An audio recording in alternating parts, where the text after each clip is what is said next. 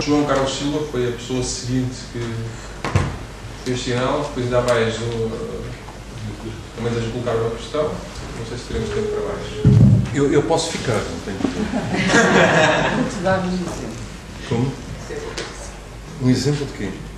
Para saber. Admitindo que tem razão. Admitindo que tem razão e que levou realmente o seu ponto, a minha dúvida é a seguinte: se é possível sentir dor sem ter dor, e é possível ter dor sem sentir, significa que dor e sensação de dor, ou experiência de dor, não se metem fisicamente idênticas. Exatamente. Ora bem, como daqui a pouco vai para uma, que é a dor. Tem os aspectos papel funcional, por exemplo. Isso são coisas que eu não disse aqui. Eu sou lewisiano em relação à dor. Portanto, eu acho que é um estado funcionalmente, parcialmente funcionalmente definido. E portanto, há todo o papel funcional da dor, que aliás os livros de neurociência também mencionam. São os testes neurosensoriomotores e afetivos e cognitivos de dor. Eu estou a supor que isto, que a dor, que a experiência total de dor mete estas coisas todas, pode meter também a fenomenologia. Portanto, a ideia aqui é que, vamos lá, o que é que eles estão a fazer? Isto por acaso é uma boa pergunta. Eles estão a identificar duas propriedades. Ser uma dor e ser sentido como dor. Então, não é bem a identificar, estão a falar na necessitação conceptual recíproca das propriedades. Portanto, é como, bem, qual a extensionalidade necessária das propriedades? É como se fossem de facto a mesma, é a mesma propriedade de facto. Se qual a extensionalidade necessária for suficiente para a identidade. O Luís diz isto. É como ser água e ser H2O. São conceitos diferentes. Conceitos eles podem repetir, são para fazer a mesma propriedade. Aliás, o Chalmers disse que é o mesmo conceito. Por acaso aí eu vou corrigir isto. O Chalmers diz que é o mesmo conceito. Aliás, a intenção primária e secundária é conhecida. O que ele está a dizer é que é o mesmo conceito. O conceito de dor é o conceito de sentir da dor. São um só conceito. Não há uma divergência como há na água e H2O. Duas maneiras de identificar o mesmo líquido. Uma pela química e outra pelo conceito normal, não é? Aqui só há uma de facto. Só que eles estão a dizer, mas isso é resistido aqui. Sim, agora. Há mais uma questão.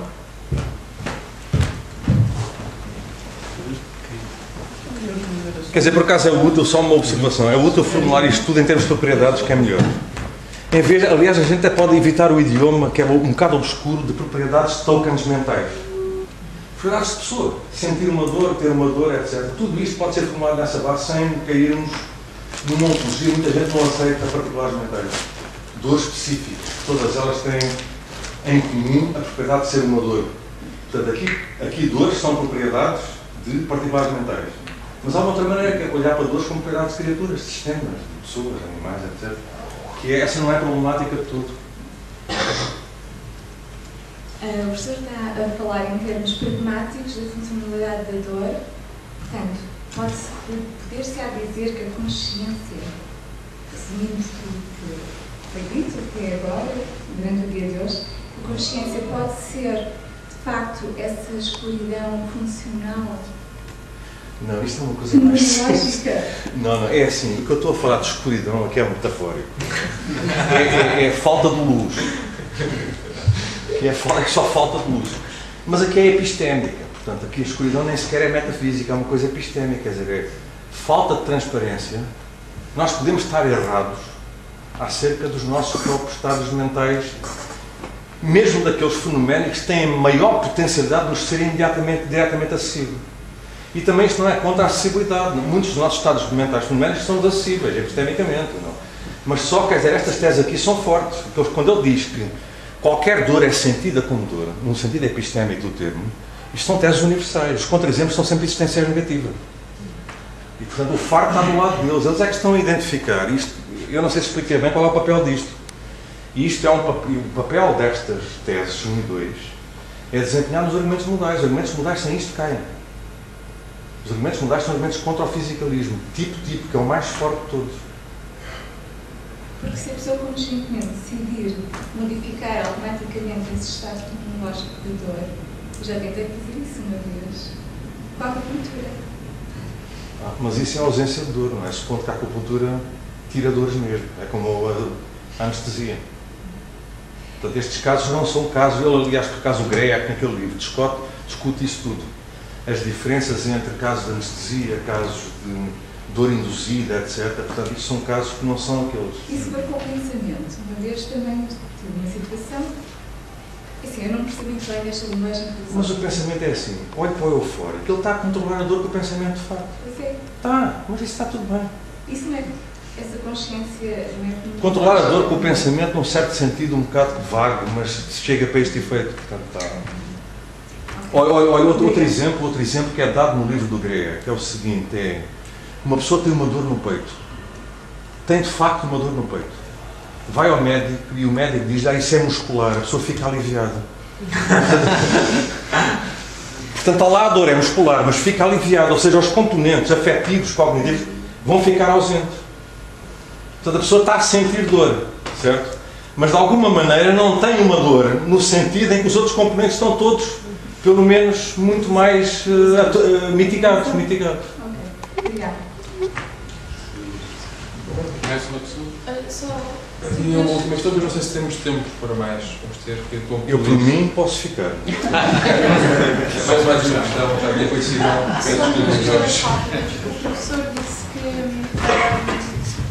que admitia uma consciência fenoménica nos seres, não seres humanos, Sim. animais, e a minha questão é que, em todo o caso, esses seres não têm a necessidade nem a evidência de transcender a consciência fenoménica através da formulação da linguagem. Então, nós estamos a discutir fenomenologia, mas estamos a fazê-lo de uma forma que já vai afetar a nossa própria concepção e, se não mesmo, a experiência da fenomenologia. É um paradoxo. Não, porque eu acho que aqui fenomenologia tem outro sentido. Eu aqui estava, eu não defendo isso, não é? Quer dizer, não defendi, não foi isso que eu defendi. Mas eu não me repugna nada à ideia de criaturas não linguísticas terem conceitos fenoménicos, não tem problema nenhum. A questão é... Então não é preciso ter um pensamento sem linguagem, se quiserem, isto é uma forma de pensamento sem linguagem. Não é preciso nós termos sempre em mente, na forma como desconstruímos linguisticamente a fenomenologia, que as duas coisas estão sempre não é contaminar-se, mas a influenciar-se uma à outra. Não, eu acho, vamos lá ver, consciência fenoménica aqui é o sentido de senciência. Sentir coisas. Obviamente que os animais sentem coisa. Agora, portanto, isto é uma leitura trivial deste lado. Depois a leitura epistémica é que exige categorização no sentido psicológico do termo. Aí é preciso ter conceitos. Mas nada exclui que animais, primatas não humanos, e cães e tudo, tenham conceitos. Conceitos no sentido de representações do mundo. Mas não por exemplo, com isso. A minha questão presas têm o conceito de predador. Tenho mais problemas connosco, por exemplo, não sei se é um equivalente possível, mas quando Kant diz que o entendimento e a imaginação têm pontos de contacto, confinam, se isso não tem a ver também com o facto de nós pensarmos a fenomenologia como experiência, mas sempre tendo de recorrer a um domínio que não é da fenomenologia e vice-versa. Portanto, elas mas está a falar de fenomenologia que é corrente filosófica? Não, ou fenomenologia neste não sou de filosofia. Pronto, está bem. Desculpa. Isso pode explicar algumas confusões. Está bem. Mas tem outra questão ainda. Não sei se... Deixa lá, não ia fazer a pergunta. Eu mando nisto. Eu vou fazer tal curso, portanto gosto de aproveitar. Que tem a ver com o facto de a utilização dos termos de luminosidade e escuridão parecerem para mim que têm uma conotação de um sistema de valor, não é? De uma coisa clara ou escura ou aberta. Não, isto é para tornar isto mais elegante e não árido. É uma metafórica, fundamento metafórico. Se alguém tem dores, então está em posição de saber que tem dores. Luminosidade dá. Conhecimento. O termo não é meu, é do Williamson. E desempenha trabalho em epistemologia, não é em funcionamento. Serve para mostrar, por exemplo, está ligado à noção de segurança epistémica. E serve para mostrar que há crenças justificadas verdadeiras que são inseguras e que não são conhecimento. Porque isto são tudo casos de insegurança, estes casos. Portanto, reparem, no caso da fenomenologia, é como eu estou no Alentejo outra vez. Estou no Alentejo a olhar para aquilo que eu penso que é um bando de coelhos. E dessas coisas todas, só uma é um coelho, os outros são bonecos tridimensionais ou uma coisa qualquer assim. E eu olho para o coelho, dentro tenho 20 bonecos, 19 bonecos e um coelho, em carne e osso. Olho por acidente para o coelho e digo coelho. Certo? Tenho uma crença justificada, verdadeira, justificada com base na experiência visual normal. Não é? Verdadeira que aquilo é um coelho, mas está ameaçada de insegurança ambiental. porque lá ao lado, à volta está cheio de bonecos. E, portanto, a intuição do Williamson é que isto não é conhecimento, porque é uma crença insegura. São casos Gettier novos, os casos Gettier são casos que às vezes não precisam de conhecimento. A insegurança tem a ver com a gradação, com esta coisa de uma coisa que é uma irritação evoluir e passar a uma dor, ou de uma dor diminuir a intensidade e passar a irritação e coisas deste tipo. Obrigado.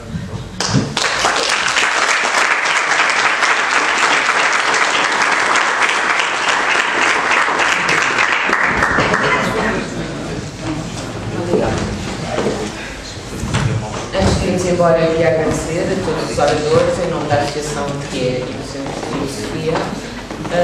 Marcamos encontro para a questão do que é a identidade pessoal, que será em fevereiro. E obrigada. Quero também agradecer ao Hugo, ao Nuno, à Marisa, o trabalho que nos ajudaram, ao João. Muito obrigado a todos, também a todos os membros da Associação do que estiveram presentes e colaboraram nesta iniciativa. E, como disse a Ana, vamos então fazer um próximo encontro sobre a questão da identidade pessoal, provavelmente em fevereiro. Muito obrigado.